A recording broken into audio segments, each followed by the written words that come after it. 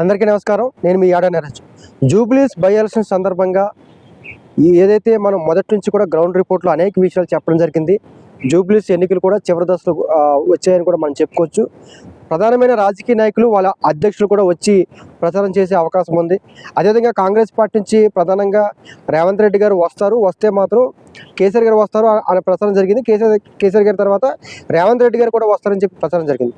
ప్రధానంగా మనం గమనించేట్లయితే మాత్రం రేవంత్ రెడ్డి గారు కూడా ఈ జూబ్లీస్ బై ఎలక్షన్స్ ప్రచారానికి వచ్చే అవకాశం ఉంది. ఆల్రెడీ షెడ్యూల్ కూడా 30 తారీఖు కానీ లేదా 1వ తారీఖు కానీ అంటే నెక్స్ట్ మంత్ 1, 2 ఆ తారీఖుల్లో మాత్రం రేవంత్ రెడ్డి గారు జూబ్లీస్ బై ఎలక్షన్స్కి వచ్చే అవకాశం ఉందని చెప్పి ఆల్రెడీ షెడ్యూల్ కూడా విడుదలయ్యని కూడా వార్తలు వస్తున్నాయి. అదేవిధంగా కనీసం 2 నుంచి 3 బహిరంగ సభలు కూడా రేవంత్ రెడ్డి గారు ఏర్పాటు చేసే అవకాశాలు కూడా చాలా ఎక్కువ ఉన్నాయి.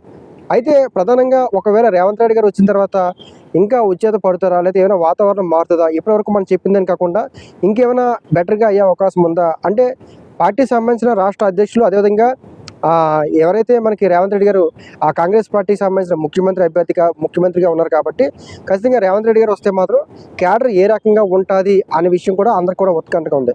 ప్రధానంగా మనం గమనించేటైతే మాత్రం రేవంత్ రెడ్డి గారు రావడం వల్ల కాంగ్రెస్ పార్టీ ఈ జూబ్లీస్ ఓటర్స్ కావచ్చు, లేకపోతే కాంగ్రెస్ పార్టీకి సంబంధించిన నాయకులు కావచ్చు, ఇప్పటికే పొన్నం ప్రభాకర్ కావచ్చు, అనేక మంది కాంగ్రెస్ సీనియర్ నాయకులు మొదటి నుంచి కూడా ఈ జూబ్లీస్ బై ఎలక్షన్స్లో నవీన్ యాదవ్ గారికి సపోర్టెడ్గా పనిచేయడం జరుగుతుంది.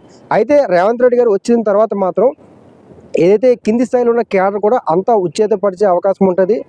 వేరే పార్టీకి అంటే బీఆర్ఎస్ పార్టీ వాళ్ళు చేసిన సోషల్ మీడియాలో చేసే ఎలిగేషన్స్ కావచ్చు, లేకపోతే ఈ యొక్క కాంగ్రెస్ పార్టీకి సంబంధించిన కొంతమంది న్యూట్రల్గా ఉండేవాళ్ళు వేరే పార్టీకి కన్వర్టెడ్గా అంటే క్రాస్ ఓటింగ్ పడే అవకాశం లేకుండా స్టాండర్డ్గా కొన్ని హామీలు ఇచ్చే అవకాశం కూడా ఉండొచ్చు. అంటే అధికారంలో కాంగ్రెస్ పార్టీ ఉంది కాబట్టి ఈ జూబ్లీకి సంబంధించిన అనేక పనులు పెండింగ్లు కూడా ఉన్నాయి కాబట్టి వాటిని మొదటి నుంచి కూడా కాంగ్రెస్ పార్టీ హామీ ఇస్తూ చేసుకుని వస్తుంది. కాబట్టి రేవంత్ రెడ్డి గారి ప్రసారం తర్వాత ఎవరైనా కొంచెం అటు ఇటు వైపు కన్వర్ట్గా ఉన్న వాళ్ళు ఎవరైనా ఉంటే మాత్రం ఖచ్చితంగా ఆ రకంగా భరోసా ఇచ్చే అవకాశాలు కూడా ఉంటాయి. అంటే క్యాడర్ కావచ్చు, లేదా లీడర్స్ కావచ్చు, ఓటర్స్ కావచ్చు, రేవంత్ రెడ్డి గారు ప్రచారం చేయడం వల్ల ఏమవుతుందంటే కాంగ్రెస్ పార్టీ అధికారంలో ఉంది కాబట్టి రేవంత్ రెడ్డి గారు ముఖ్యమంత్రిగా ఉన్నారు కాబట్టి ఖచ్చితంగా అన్ని రకాలుగా నవీన్ యాదవ్ గారిని గెలిపించినట్లయితే మాత్రం అన్ని రకాలుగా ఈ జూబ్లీస్ బై ఎలక్షన్స్ మీద ఖచ్చితంగా ఎక్కువ మెజార్టీ సాధించే అవకాశాలు ఎక్కువ ఉంటాయని కూడా మనం చెప్పుకోవచ్చు. అంటే మెజార్టీ అనేది ఎక్కువగా రావాలి అన్న తాపత్రయంతో కూడా ఈ యొక్క రేవంత్ రెడ్డి గారి ప్రచారం కూడా ఉండొచ్చు.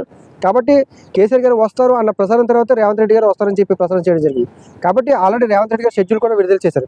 అంటే కేసీఆర్ గారి షెడ్యూల్ ఇప్పటివరకు విడుదల కాలేదు. సో రేవంత్ రెడ్డి వచ్చినట్టయితే మాత్రం కాంగ్రెస్ పార్టీకి సంబంధించిన నాయకులు ఆల్రెడీ ఈ యొక్క జూబ్లీస్ బై ఎలక్షన్స్లో ఖమ్మం, వరంగల్ అనేక దూర ప్రాంతాల నుంచి వచ్చి కూడా కాంగ్రెస్ పార్టీకి సంబంధించిన నాయకులు పనిచేస్తున్నారని చెప్పుకోవచ్చు. ఈ యొక్క రేవంత్ రెడ్డి గారు వచ్చిన తర్వాత మాత్రం ఆ కార్యకర్తలు ఒకేసారి కాంగ్రెస్ పార్టీలో జోష్ నింపే అవకాశాలు చాలా ఎక్కువ ఉంటాయి.